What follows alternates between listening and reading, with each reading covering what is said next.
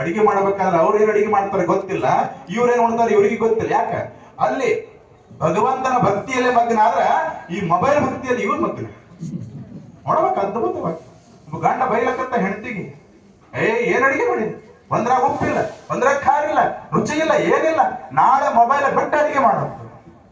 ಅಕ್ಕಿನ ನೋಡದ್ಲು, ನೀನು ನಾಳೆ ಮೊಬೈಲ್ ಬಿಟ್ಟು ಊಟ ಮಾಡೋದು. ಇದು ಮೊಬೈಲ್ ಹಿಡಿದ ಮಾಡ್ತಿತ್ತು. ಎಲ್ಲ ಸಾರ ಎಲ್ಲ ಪಲ್ಯ ಗಿಲ್ಲ ತಯಾರು ಮಾಡಿ ಇಟ್ಟಾಳ, ಇದು ಮೊಬೈಲ್ ಹಿಡ್ಕೊಂಡು ನೀರಾಗೆ ಎತ್ತಿತ್ತು ಚಪಾತಿ. ರುಚಿ ಆಗ್ತದ. ಅವರು ಮಗ್ನ, ನಾವು ಮಗ್ನ. ಅವರು ಭಕ್ತಿ ಒಳಗ ಮಗ್ನ, ನಾವು ಪ್ರಾಪಂಚಿಕ ವಿಷಯದಲ್ಲಿ ಮಗ್ನ. ಅವರು ಭಕ್ತಿಯಲ್ಲಿ ಮಗ್ನಾಗಿ ಪರಮಾತ್ಮನ ಲೀನಾದ್ರು, ನಾವು ಪ್ರಪಂಚದಲ್ಲಿ ಮಗ್ನಾಗಿ ಜನನ ಮರಣ ಚಕ್ರದಲ್ಲಿ ಬಿದ್ದು ಒದಾಡಕತ್ತೀವಿ. ಇಷ್ಟೇ ಫರಕ್ ನಮಗೆ ಅವರಿಗೆ. ಈ ಸತ್ಸಂಗಗಳು, ಪುಣ್ಯಾರಾಧನೆ ಸತ್ಸಂಗಗಳು ಭಕ್ತಿಯನ್ನು ಊರ್ಜಿತ ಮಾಡ್ತಾವ, ಭಕ್ತಿಯನ್ನು ಊರ್ಜಿತ ಮಾಡ್ತಾವ. ಭಕ್ತಿಯೇ ಮುಕ್ತಿಗೆ ಮಾರ್ಗ, ಮುಕ್ತಿಗೆ ಸೋಪಾನ ಅಂತಕ್ಕಂಥದ್ದು. ಭಕ್ತಿ ಮನದಲ್ಲಿರದೆ ಭಗವಂತನೆನ್ನುತ್ತಾ ಮೂರ್ ಜಗವ ಸುತ್ತಿದರು ಮುಕ್ಕಣ್ಣ ನೊಲಿಯುವನೆ. ಪರಮಾತ್ಮ ನಮಗ ಈ ಅಪರೂಪವಾದಂತ ಜನ್ಮ ಕೊಟ್ಟಾನ. ನಮಗೆ ಯಾರ್ಯಾರ ಮಹಾತ್ಮರು ಯಾಕೆ ಮನುಷ್ಯಾಗಿ ಹುಟ್ಟಿಯಪ್ಪ ಅಂತ ಏನು ಉತ್ತರ ಅದ ನಮ್ದು? ರೊಕ್ಕ ಗಳಿಸಾಕ, ಮನಿ ಕಟ್ಟಕ, ಮದುವೆ ಮಾಡ್ಕೊಳಕ, ಮಕ್ಕಳು ಮಾಡಕ, ಉಳ್ಳಕ್ಕ, ತಿಲ್ಲಕ್ಕ, ನಿದ್ದೆ ಮಾಡಕ. ಭಗವಂತ ಅಂತಾನ ಇಟ್ಟೆ ಮಾಡಾಗಿಂತ ನೀ ಯಾಕೆ ಮನುಷ್ಯಾಗಿ ಹಾಕಬೇಕು? ಯಪ್ಪ, ಪ್ರಾಣಿಗಳು ಮಸ್ತ್ ಮಾಡ್ಯಾವ, ಚಲೋ ಮನಿ ಕಟ್ಟ್ಯಾವ, ಮಸ್ತಗೆ ಊಟ ಮಾಡ್ಯಾವ, ಮಸ್ತಗೆ ನಿದ್ದೆ ಮಾಡ್ಯಾವ, ಮಸ್ತಗೆ ಮಕ್ಕಳು ಮಾಡ್ಕೊಂಡಾವ. ಮಾಡಿಲ್ಲ? ಯಾರಿಗಾರಿ ಗುಬ್ಬಿ ಗುಡ್ ಕಟ್ಟಕ್ ಬರ್ತದ? 6 ಫುಟ್ ಕಾಟದ ಮಕ್ಕೊಂಡನ, ಹೊತ್ತು ತೊಂಟ ಬಿದ್ದು ಕೈ ಮುರ್ಕೊಂಡ. ಏನೈತ್ರಿ ಸತ್ತರೆ ಬಿದ್ದೇವಲ್ರಿ ಕಾಟದ ಮ್ಯಾಗಿಂದ. ಗಿಡದಾಗ ಬಾಲ್ಯ ಮಕ್ಕ ಮಂಗೆ ಮಕ್ಕೊಂಡ ಬಿದ್ದದ್ರಿ ಅಂದರೆ ಬಿದ್ದಿಲ್ಲ. ಸರಿಯಾಗಿ ಉಣ್ಣಾಕಾರ ಬರ್ತದ, ಅದು ಬರಲ್ಲ. ದವಾಖಾನೆ ಮನುಷ್ಯರ ಹಚ್ಚವ, ದನಗಳ ಹಚ್ಚವ್ರಿ. ಮನುಷ್ಯರ ಹಚ್ಚವ, ದನಗಳ ದವಾಖಾನೆ ಭಾಳ ಕಮ್ಮಿ. ಯಾಕೆ? ಅವ್ ಸರಿಯಾಗಿ ಊಟ ಮಾಡಕ್ ಬರ್ತದ ನೋಡ್ರಿ. ಸುಮ್ಮನೆ ಅವ ಮುಂದ ಆ ಪ್ರಾಣಿಗಳು ತಮ್ಮ ಆರು ಬಿಟ್ಟ ಮತ್ತೊಂದು 6 ಊಟ ಮಾಡ್ಯಾವ್ರಿ. ತಮ್ಮ 6 ಬಿಟ್ಟು ಬೇರೆ 6 ಊಟ ಮಾಡ್ಯಾವ. ಮನುಷ್ಯರ ಮುಂದೆ ಏನ್ ಹಿಡಿತೀರಿ? ಬಿಟ್ಟೇ ಇಲ್ಲ ತಿನ್ನ ಸರಿಯಾಗಿ ಊಟ ಮಾಡಕ್ ಬರಂಗಿಲ್ಲ. ಅದಾವ ಪ್ರಾಣಿಗಳ ದವಾಖಾನೆ ಅದಾವ. ಯಾವ್ದಾವ ಅಂತಲ್ರಿ? ಯಾವ ಮನುಷ್ಯರ ಸಂಘ ಮಾಡ್ಯಾವ ನೋಡ್ರಿ ಅಶೋಕಣ್ಣ. ಮನುಷ್ಯರ ಸಂಘ ಯಾವ ಮಾಡಲ್ಲ, ಅಸಲ್ ಗಟ್ಟು ಸುಮಾರು ಇರ್ಬೇಕು. ವಿಚಾರ ಮಾಡಿ ತಾ ಕೆಡದಲ್ಲೇ ತನ್ನ ಸಂಘ ಮಾಡಿದ ಪ್ರಾಣಿಗಳ ಕೆಲಸ ಅಂತಂದ್ರ ಎಷ್ಟು ಬಾಧೆ ಇರ್ಬೇಕು. ಊಟ ಮಾಡಕ್ ಬರಂಗಿಲ್ಲ, ನಿದ್ದೆ ಮಾಡಕ್ ಬರಂಗಿಲ್ಲ. ಎದಕ್ಕೆ ಜಾಣ ಇವ? ನಿನಗೆ ಜಾಣತನ ಎದಕ್ಕೆ ಬಂದದ? ಶ್ರೇಷ್ಠತೆ ಎದಕ್ಕೆ ಬಂದದ? ಮನುಷ್ಯನೇ ಭಗವಂತನ ಭಕ್ತಿ ಮಾಡಿದ್ರೆ ಶ್ರೇಷ್ಠ ಆಗ್ತೀಯ, ಇಲ್ಲಾಂದ್ರೆ ಪ್ರಾಣಿಗಳಿಂದ ಕನಿಷ್ಠ ಆಗ್ತೀಯ ಅಂತಕ್ಕಂಥದ್ದು.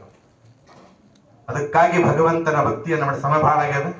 ಮತ್ತೆ ನೋಡೋಣ, ನಾಳೆ ಮತ್ತೆ ಅವಕಾಶ ಆಯ್ತಪ್ಪ ಅಂದ್ರೆ ಮತ್ತೆ ನಾಳೆ ಚಿಂತನೆ ಮಾಡೋಣ ಅಂತ ಹೇಳುತ್ತಾ, ನಾವೆಲ್ಲರೂ ಸದ್ಗುರಿನ ಭಕ್ತಿ, ಭಗವಂತನ ಭಕ್ತಿ ಮಾಡಿ ಇದೇ ಜನ್ಮದಲ್ಲಿ ಈ ಕ್ಷಣದಲ್ಲಿ ನಾವೆಲ್ಲ ಮುಕ್ತಿ ಪಥವನ್ನ ಸಾಗಿ ಜೀವನದ ಸಾರ್ಥಕತೆ ಮಾಡೋಣ ಅಂತ ಹೇಳುತ್ತಾ, ಅಂತ ಶಕ್ತಿ ಸದ್ಗುರು ಪರಮಾತ್ಮ ನಮಗೆ ನಿಮಗೆ ಎಲ್ಲರಿಗೂ ಕೊಡ್ಲಿ ಅಂತ ಹೇಳುತ್ತಾ, ಒಂದು ವಿಶೇಷ, ಈ ಭಕ್ತಿ ಆಧ್ಯಾತ್ಮ ಇವೆಲ್ಲವೂ ನಮಗೆ ನೋಡಕ್ ಸಿಗ್ತಕ್ಕಂಥದ್ದು ಈ ದೇಶದಲ್ಲಿ ಮಾತ್ರ.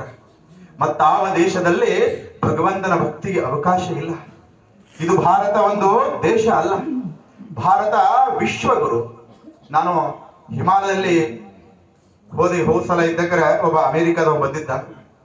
ಆತನಿಗೆ ಕೇಳಿದೆ, ನನ್ನ ಭಾರತಕ್ಕೆ ಬಂದಿ ಅಲ್ಲಪ್ಪ, ನನ್ನ ಭಾರತ ನಿನಗೆ ಹೆಂಗ ಅನಿಸ್ತು ಅಂತ ಕೇಳಿದ್ರೆ ಆತ ಹೇಳ್ದ, Swamiji, India is A not A country.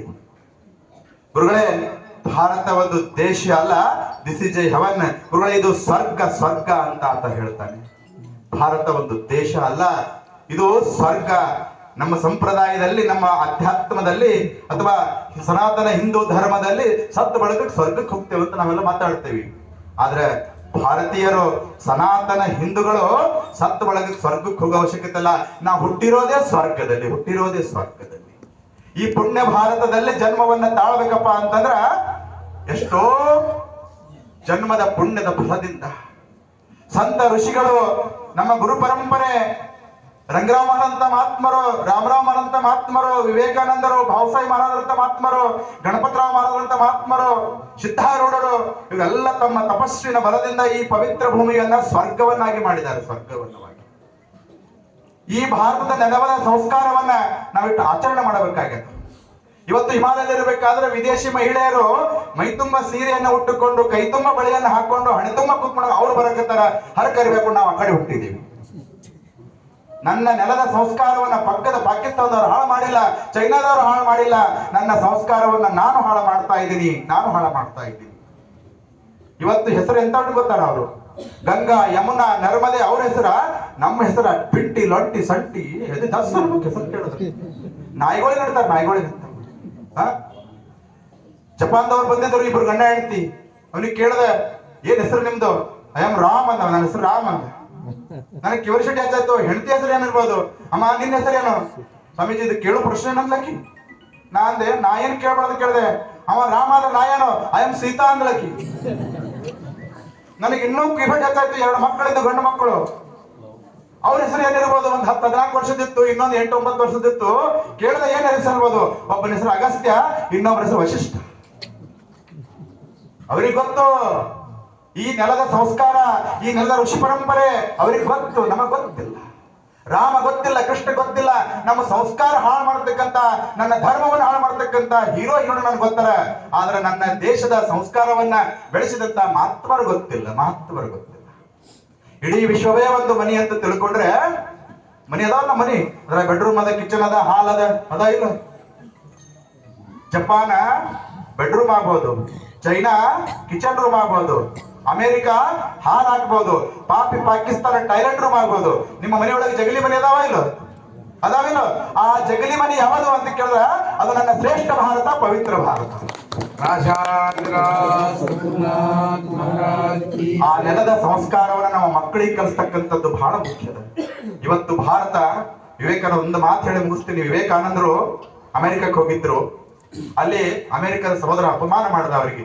ಏನ್ ಭಾರತ ಸ್ವದೇಶ ಬಂದಿದೆ, ಏನ್ ಕ್ಯಾಮೇಶ್ ಬಂದಿದೆ, ಪೇಟ ಹಾಕಿದೆ, ನೋಡು ನನ್ನ ದೇಶದಲ್ಲಿ ನೋಡು ಸೂಟು ಬೂಟು ಹ್ಯಾಟು ಅಂದ. ಅವಾಗ ವಿವೇಕಾನಂದ ಹೇಳಿದ್ರು, ಇದು ನಿನ್ನ ದೇಶದ ಸಂಸ್ಕಾರ. ನಿನ್ನ ದೇಶದಲ್ಲಿ ಬಟ್ಟೆ ಬೇಕಾದನ್ನು ಶ್ರೀಮಂತ ಮಾಡ್ತಾವ.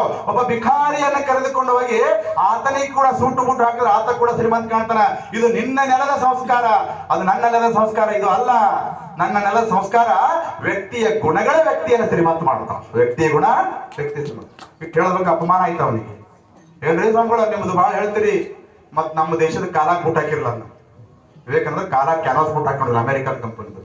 ವಿವೇಕಾನಂದರು ಬಹಳ ಅದ್ಭುತ ಹೇಳಿದ್ರು. ಈ ಮಾತು ಪ್ರತಿಯೊಬ್ಬ ಭಾರತೀಯ ಹೃದಯದಲ್ಲಿ ಆರಾಧ ಮಾಡಬೇಕು.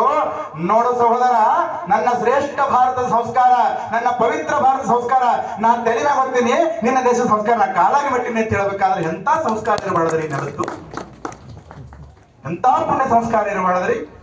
ಇಂತಲ್ಲೇ ಮಹಾತ್ಮರು ಹುಟ್ಟಿದ್ದಾರೆ, ಅದನ್ನ ನಾವು ಉಪಯೋಗ ಪಡ್ಕೋಬೇಕು. ಒಬ್ಬ ಯುರೋಪಿಯನ್ನ ಬರಿತಾನ ಮೃತ್ಯು ಪತ್ರದಲ್ಲಿ, ನನ್ನ ಶವ ಸಂಸ್ಕಾರ ಭಾರತದಲ್ಲೇ ಆಗಬೇಕು. ಯಾಕ? ಮುಂದಿನ ಜನ್ಮ ಇತ್ತಂತಿದ್ರೆ ನಾನು ಭಾರತದಾಗ ಹುಡ್ತೀನಿ ಅಂತ ಹೇಳಿ. ಅಂತ ಪುಣ್ಯ ಭೂಮಿಯಲ್ಲಿ ಇದೀವಿ. ಮಹಾತ್ಮರ ಶಿಖರ, ಗುರುಗಳ ಶಿಕ್ಷಾರ, ಭಕ್ತಿ ಮಾರ್ಗ ತೋರ್ಸಾರ. ಇನ್ನಷ್ಟೇ ನಡೆದಷ್ಟೇ ಬಾಕಿ ಅದ. ಇಷ್ಟೆಲ್ಲ ಸಿಕ್ಕ ಬಳಿಕ ಭಾರತ ದೇಶ ಸಿಕ್ಕದ, ಪುಣ್ಯ ದೇಶ ಸಿಕ್ಕದ, ಸದ್ಗುರುಗಳು ಸಿಕ್ಕಾರ, ಭಕ್ತಿ ಮಾರ್ಗ ತೋರ್ಸಾರ. ಇಷ್ಟೆಲ್ಲ ಸಿಕ್ಕ ಬಳಿಕ ಆ ಮಾರ್ಗದಲ್ಲಿ ನಡೀಲಿಲ್ಲ ಅಂತ ಕೇಳಿದ್ರೆ ನಮ್ಮಷ್ಟು ಕನಿಷ್ಠರೇ ಮತ್ತಾರು ಆಗ್ಲಿಕ್ಕೆ ಸಾಧ್ಯ ಇಲ್ಲ ಅಂತಕ್ಕಂಥದ್ದು.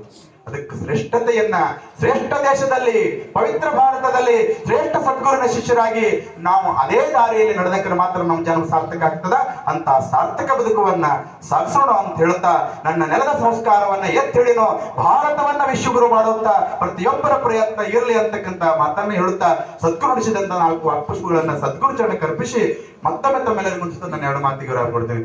ಭಾರತ್ ಮಾತಾ ಕಿ, ಸದ್ಗುರು ಭಗವಾನ್ ಕಿ, ಸಕಲ ಸಾಧು ಸಂತ ಮಹಾರಾಜ್ ಕಿ. ಹರಿ ಓಂ ತತ್ಸತ್.